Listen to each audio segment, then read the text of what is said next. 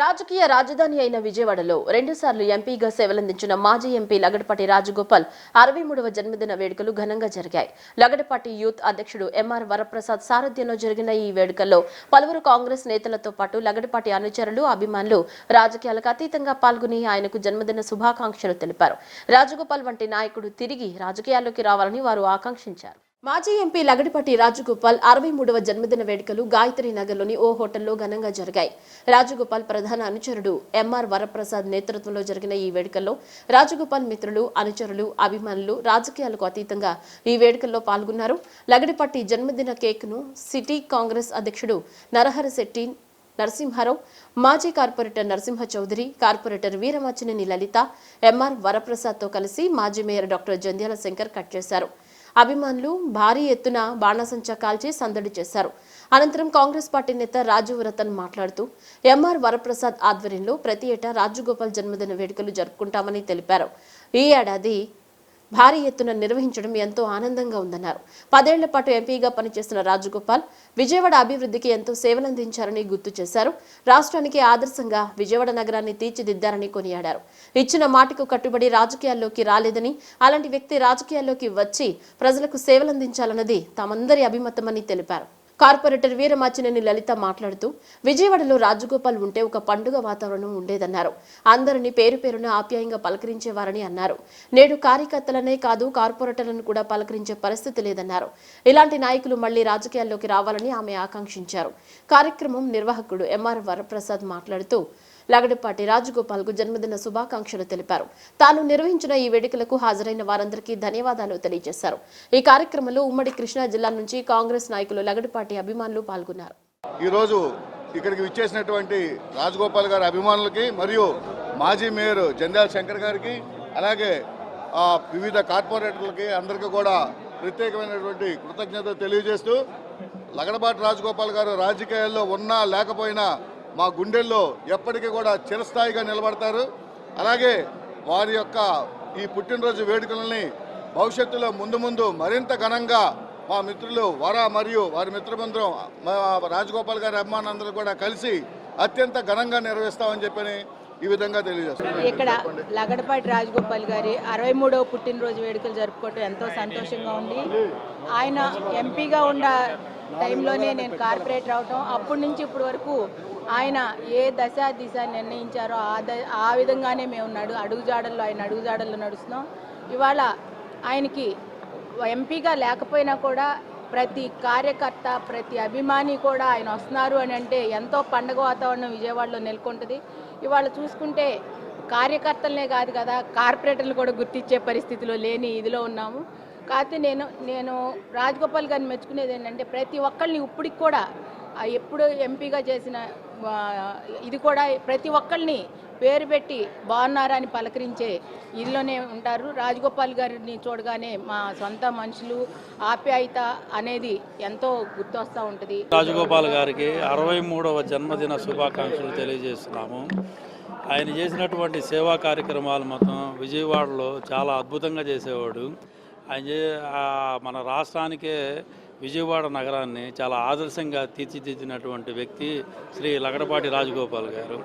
ఇచ్చిన మాట కోసం కట్టుబడి అతని రాజకీయ భవిష్యత్తునే త్యాగం చేసినటువంటి వ్యక్తి శ్రీ లగడపాటి రాజగోపాల్ గారు. ఆయన మహోన్నతమైనటువంటి చాలా కార్యక్రమాలు చేశారు. చెప్పుకుంటానికి చాలా ఉన్నాయి కార్యక్రమాలన్నీ కూడాను. మన మిత్రులు వరప్రసాద్ గారు ఆయన యొక్క జన్మదినాన్ని ప్రతి సంవత్సరం ఒక గొప్ప పండుగలాగా విజయవాడలో జరపడం అనేది చాలా ఆనందకరమైనటువంటి విషయము. మిత్రులందరినీ కూడా, రాజగోపాల్ గారి అభిమానులందరినీ కూడా, విజయవాడ పార్లమెంట్ వ్యాప్తంగా అందరినీ కూడా ప్రతి సంవత్సరం ఆయన జన్మదినాన్ని చాలా ఘనంగా గొప్పగా నిర్వహిస్తారు. అదేవిధంగా ఈ సంవత్సరం ఈ కార్యక్రమాన్ని నిర్వహించడం జరిగింది. మనందరికీ తెలుసు, మీకు కూడా మీడియా మిత్రులకు తెలుసు, గతంలో కూడా 10 సంవత్సరాలు రాజగోపాల్ గారు ఎంపీగా ఉన్నటువంటి సమయంలో అనేకమైనటువంటి అభివృద్ధి కార్యక్రమాలు ఈ యొక్క విజయవాడ పార్లమెంట్ నియోజకవర్గానికి చేసినటువంటి వ్యక్తి, ఎటువంటి మచ్చ లేనటువంటి వ్యక్తి. అటు యువతకి కానీ, పెద్దలకి కానీ, వృద్ధులకు కానీ అనేక విధమైనటువంటి సెంట్రల్ గవర్నమెంట్ ఫండ్స్తో పాటు యువతను ఉత్సాహంతో రాజకీయాల్లో తీసుకురావాలని ప్రోత్సహించినటువంటి వ్యక్తి. దేశం విజయవాడ వైపు చూసే విధంగా తిరంగారణ అనే కార్యక్రమాన్ని నిర్వహించి లక్షలాది మంది పాల్గొనే విధంగా చేసినటువంటి వ్యక్తి. మా బాస్ మాజీ ఎంపీ లగడపాటి రాజగోపాల్ గారికి 63వ జన్మదిన శుభాకాంక్షలు. వచ్చిన వాళ్ళందరికీ, అభిమానులకి, ఫాలోవర్స్కి అందరికీ ధన్యవాదాలు. రైస్ మిల్లర్స్ అసోసియేషన్ ఎవరితోనూ ఎటువంటి బేరసారాలు గాని, కమిషన్ ఫిక్సింగ్లు గాని జరపలేదని, మిల్లర్ల మీద ఎవరి ఒత్తిడి లేదని రైస్ మిల్లర్స్ అసోసియేషన్ అధ్యక్షుడు గుమ్మడి వెంకటేశ్వరరావు, కార్యదర్శి వల్లూరి సూర్యప్రకాశరావులు స్పష్టం చేశారు. నిరాధారమైన ఆరోపణలతో ఒక ప్రముఖ పత్రిక దురుద్దేశంతో కథనాన్ని ప్రచురించిందని ఆరోపించారు. రైస్ మిల్లర్స్ అసోసియేషన్ ఆధ్వర్యంలో గాంధీనగర్లోని రైస్ మిల్లర్స్ అసోసియేషన్ హాల్లో మీడియా సమావేశాన్ని నిర్వహించారు. ఈ సమావేశంలో అసోసియేషన్ అధ్యక్షులు గుమ్మడి వెంకటేశ్వరరావు, కార్యదర్శి వల్లూరి సూర్యప్రకాశరావు తదితరులు పాల్గొని మాట్లాడుతూ, రాష్ట్రంలో రైస్ మిల్లర్లు పరిశ్రమకు సంబంధించి ఒక ప్రముఖ దినపత్రికలో వచ్చిన కథనాన్ని తీవ్రంగా ఖండిస్తున్నామని అన్నారు. సీఎంఆర్ విషయంలో రాష్ట్ర మంత్రులతో మిల్లర్లు కమిషన్ల కోసం బేరసారాలు కుదుర్చుకున్నారంటూ వచ్చిన వార్తల్లో ఎటువంటి వాస్తవం లేదన్నారు. నిరాధారణమైన కథనాలను ప్రజలు నమ్మవద్దునని అన్నారు. ఒక పార్టీకి ప్రయోజనం చేకూర్చాలనే దురుద్దేశంతో కథనాలు రాయడం జరిగిందన్నారు. అన్ని పార్టీలను సమదృష్టితో చూస్తామని, కేవలం రైతుల సంక్షేమం, మిల్లర్ల ప్రయోజనాలు, ప్రజా పంపిణీ వ్యవస్థకు సహకరించడమే తమ బాధ్యతగా భావిస్తున్నట్లు చెప్పారు. తమను రాజకీయ వివాదాల్లోకి లాగవద్దునని విజ్ఞప్తి చేశారు. ఈ సమావేశంలో జాయింట్ సెక్రటరీ దుర్గారావు, కృష్ణా జిల్లా రైస్ మిల్లర్స్ అసోసియేషన్ అధ్యక్షులు వీరయ్య, ఉపాధ్యక్షులు రంగారావు, కోనసీమ జిల్లా అసోసియేషన్ అధ్యక్షులు వివి చౌదరి తదితరులు పాల్గొన్నారు. ప్రాంతం కుదేలైపోయిన ఇండస్ట్రీ మీద ఇంకా బురద్దిమ్మే కార్యక్రమం తప్పించి ఇంకోటి లేదు. దీన్ని మేము మా స్టేట్ అసోసియేషన్ తరఫున తీవ్రంగా ఖండిస్తున్నాం. తర్వాత దయచేసి మా మీద ఏమైనా ఎలిగేషన్స్ ఇలాంటివి చేయదలుచుకున్నప్పుడు మేము అసలు ఏం చేయాలో కూడా మాకు అర్థం కాని పరిస్థితిలో దయచేసి ఇది ప్రజలతో, అంటే ముఖ్యంగా రైతాంగానికి సంబంధించిన ఇండస్ట్రీ. మాలో కూడా చాలా మంది రైతులు ఉన్నారు.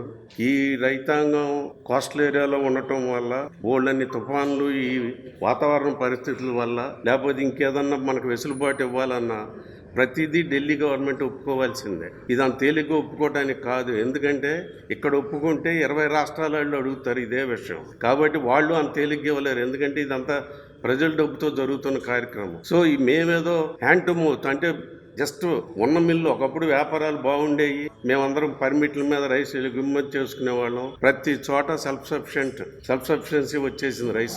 ఒక రాష్ట్రం నుంచి ఇంకో రాష్ట్రానికి బియ్యం తీసుకెళ్ళి అమ్మే పరిస్థితి లేదు ఇవాళ. మన ఈ నార్త్ ఈస్టర్న్ స్టేట్స్ అలాంటి చోట్ల తప్పించి ఎక్కడ ఒక్క చోట కూడా రైట్స్కి డిమాండ్ లేదు. 29 రూపాయలు బియ్యం, అది ఓడ మీదకి ఎక్కిచ్చిన రేటు. అసలు ఎలా సాధ్యపడుతుంది? దాంతో ఇండస్ట్రీ కుదేలైపోయి ఏదో ఈ సంవత్సరం గవర్నమెంట్ ప్రయోగాత్మకంగా ఈ 10% బ్రోకన్స్తో రైస్ తీసుకుని అది కనుక సక్సెస్ఫుల్గా కనుక చేయగలిగితే ఇక ఫ్యూచర్లో పీడిఎస్ రైస్ కూడా ఇదే క్వాలిటీ రైస్ ఇద్దామని ఒక ఉద్దేశంతో వాళ్ళు ఒక ప్రయోగాత్మకంగా ఈ సిస్టమ్ మొదలుపెట్టారు. సోషల్ రెస్పాన్సిబిలిటీ ఎరిగి దయచేసి మా మీద ఈ నిందలేసి మమ్మల్ని ఇంకా ఇబ్బంది పెట్టొద్దని చెప్పి మీ అందరినీ వేడుకుంటున్నాం. మరి రాజకీయ కోణంలోనే కనిపిస్తుంది తప్పితే మా వ్యాపార సంస్థలకు మా వ్యాపారం విరుద్ధం అన్నది కరెక్ట్ కాదు. పేపర్లో అన్నీ కూడా గతం కంటే ఇప్పుడు ఈ సంవత్సరం ఏంటంటే మాకు గతంలో ఎక్స్పోర్ట్స్ అయ్యి ఉండి, ఎక్స్పోర్ట్స్ కానీ ఈ దేశాల్లో ఎక్కడా కూడా మార్కెట్ లేదు. బయట దేశాల్లో ఇండస్ట్రీ కుదేలైపోతుందన్న సందర్భంలో ఈ రోజు రైస్ మిల్లింగ్ ఇండస్ట్రీని, రైతాంగాన్ని కూడా ప్రభుత్వం చాలా ఆదుకుంది. అది వ్యక్తిగత ఆరోపణల కింద ఏదో విమర్శించాలని చెప్పి వచ్చినట్టు తప్పితే ఇది పూర్తిగా దీన్ని మరి రాజకీయ ఆరోపణ తప్పితే ఇది మా వ్యాపార సంస్థను రుద్దడానికి ఎంతవరకు శోభారతి మీరు ఆలోచించాలి. ఎందుకంటే ఈరోజు కుదేలైపోయిన ఇండస్ట్రీని ఏదో రకంగా బతికించుకునే స్థాయిలో మేము ఉన్నాం. వరదలు కానీ తుఫాన్లు వచ్చిన సందర్భంలో కానీ రైతుకి న్యాయం చేయలేని పక్షంలో పక్క జిల్లాలకి దాయి పంపించడం అన్నది ఆనవాయితీ. మరి ప్రత్యేకించి ఒక 2 మిల్లులకి ఇచ్చారని చెప్పి రాశారు. కానీ అది అవాస్తవం. ఎందుకంటే ఆ కృష్ణా జిల్లా నుంచి పట్టుకెళ్ళి 2 మిల్లులు పట్టుకెళ్ళలేదు సార్, 125 మిల్లులు పట్టుకెళ్ళి సార్ ధాన్యం. మరి ఇన్ని మిల్లు పట్టుకెళ్ళినప్పుడు అంటే దాన్ని ఇవన్నీ ఆలోచించి చూస్తే కనుక ఇది ఎవరో కావాలని చెప్పింది తప్పితే ఇది 100% అవాస్తవం. డ్రగ్స్ పై దండయాత్ర పేరిట విజయవాడ పోలీస్ కమిషనరేట్ ఈగల్ విభాగం చేపట్టిన సైకిల్ ర్యాలీకి అనూహ్య స్పందన లభిస్తుంది. ఎక్కడికి వెళ్లినా ప్రజలు ఘనంగా స్వాగతం పలుకుతున్నారు. తిరువురులో ఈ సైకిల్ యాత్రను చూసి స్పందించిన వృద్ధురాలు యాత్రను ఆపి భావోద్వేగంగా ప్రసంగించడం విశేషం. డ్రగ్స్ పై దండయాత్ర కార్యక్రమం తిరువురులో కొనసాగింది. ప్లకార్డులు ధరించిన పోలీసులు, విద్యార్థులు సైకిళ్లపై యాత్ర చేపట్టారు. తిరువురు వీధుల్లో యాత్ర కొనసాగుతుండగా ఓ వృద్ధురాలు స్పందిస్తూ పోలీసుల వద్దకు చేరి యాత్రను ఆపాలని కోరింది. ఈ సందర్భంగా ఆమె మాట్లాడుతూ, పోలీసులు యాత్ర చేస్తుంది వారికి ఒక్కరి కోసమే కాదని ప్రజలందరి కోసమని గ్రహించాలని కోరారు. ఈ దండయాత్ర ప్రతి తల్లికి, తండ్రికి ఒక హెచ్చరిక అంటూ ఆమె స్పష్టం చేసింది. ప్రతి అమ్మాయికి రక్షణగా ఈ యాత్ర ఉపకరిస్తుందని ఆమె వివరించింది. ఎవరైనా తప్పు చేస్తే కఠిన చర్యలు తీసుకోవాలని పోలీసులను ఆమె కోరింది. భావోద్వేగంతో సాగిన ఆ వృద్ధ మహిళ ప్రసంగం అందరినీ ఆకట్టుకుంది.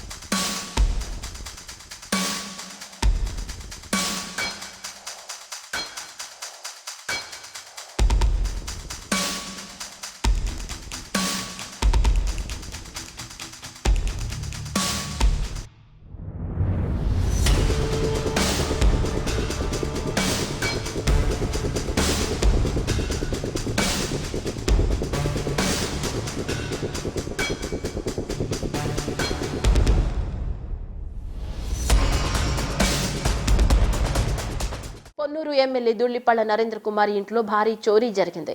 పొన్నూరు మండలం చింతలపూడి గ్రామంలో ఎమ్మెల్యే ధూళిపళ్ల నరేంద్ర కుమార్ ఇంట్లో ఆమె తల్లి నివసిస్తున్నారు. ఆ ఇంట్లో చొరబడిన దుండగులు 50 సవర్ల బంగారం, 10 కిలోల వెండి, ₹1,00,000 నగదు అపహరించుకుపోయారు. ఈ మేరకు పోలీసులు కేసు నమోదు చేసి దర్యాప్తు చేస్తున్నారు.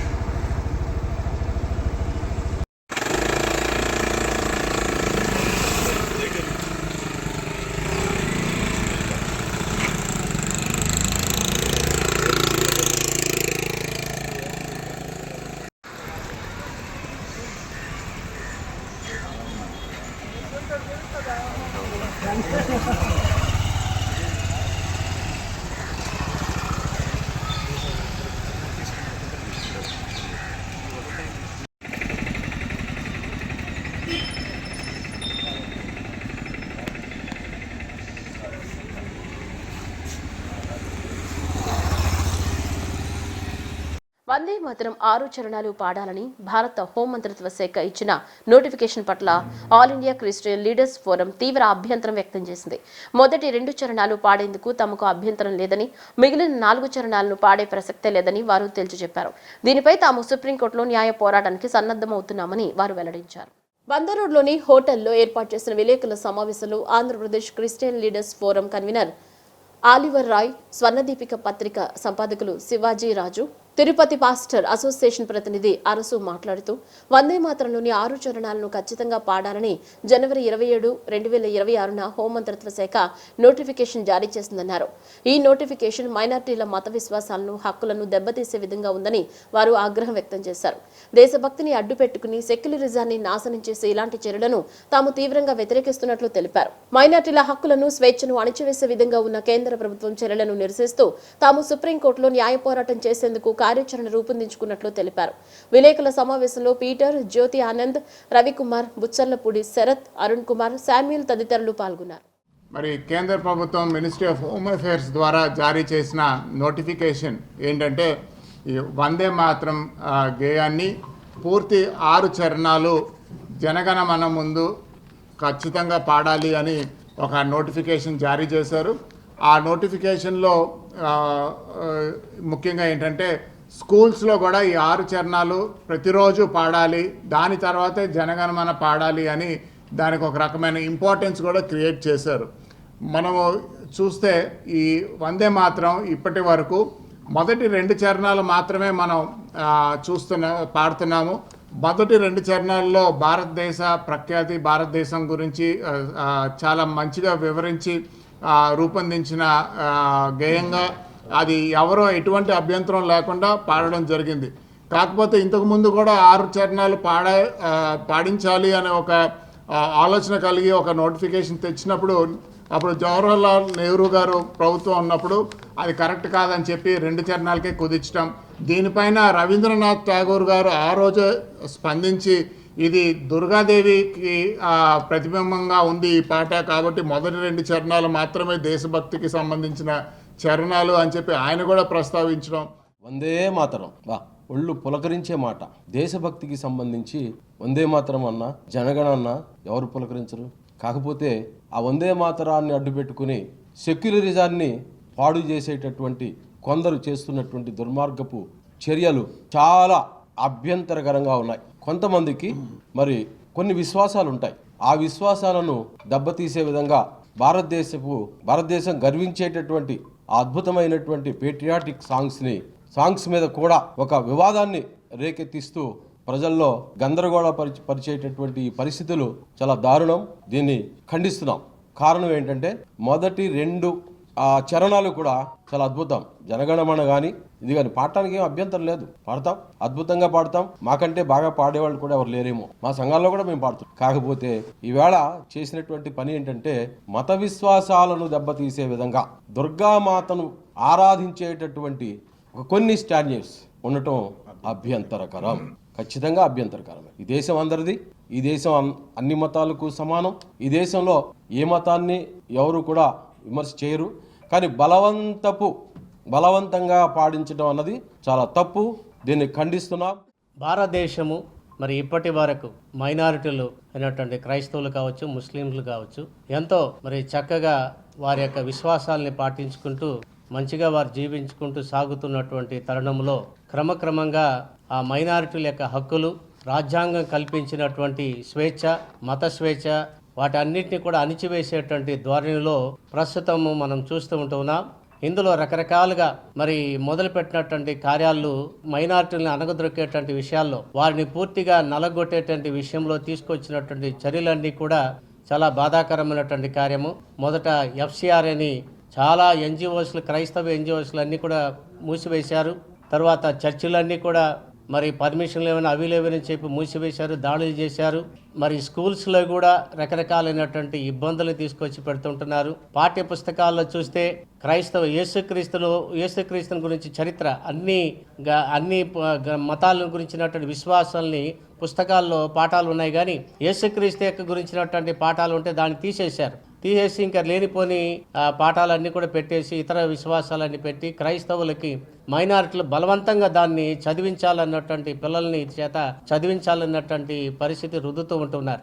ఆ కోవలోనే ఇప్పుడు ప్రతి ఆఫీస్లోనూ, ప్రతి మరి స్కూల్స్లోనూ, ప్రతి స్థలంలో కూడా వందే మాతరాన్ని వారు తీసుకొని వచ్చారు. అందులో 2 చరణాలు చాలా చక్కగా అద్భుతంగా అందరికీ మరి పాడుకుంటూ ఉపయోగించుకునేటువంటి ఈ తరుణంలో ప్రభుత్వము మరలా ఇప్పుడు 6 చరణాలు ఎప్పుడో నిలిపివేసి తీసివేసి తొలగించినటువంటి వాటిని, నెహ్రూ కాలంలో తీసివేసినటువంటి వాటిని ఇప్పుడు దాన్ని తిరిగి మరి చేర్చి మరి పాడాలని చెప్పి బలవంతం చేయడము, ఇది నిజంగా చెప్పాలంటే మైనారిటీలని, క్రైస్తవుల్ని అణగదొక్కేటువంటి ఒక చర్యగానే మేము భావిస్తుంటున్నాం. కాబట్టి దీని గురించినటువంటి ప్రభుత్వం పునఃపరిశీలించి పూర్తిగా తొలగించాలని, ఆ 2 చరణాలకే పరిమితం కావాలని మేము కోరుకుంటున్నాం. బులెటిన్ ముగించే ముందు హెడ్లైన్స్ మరోసారి.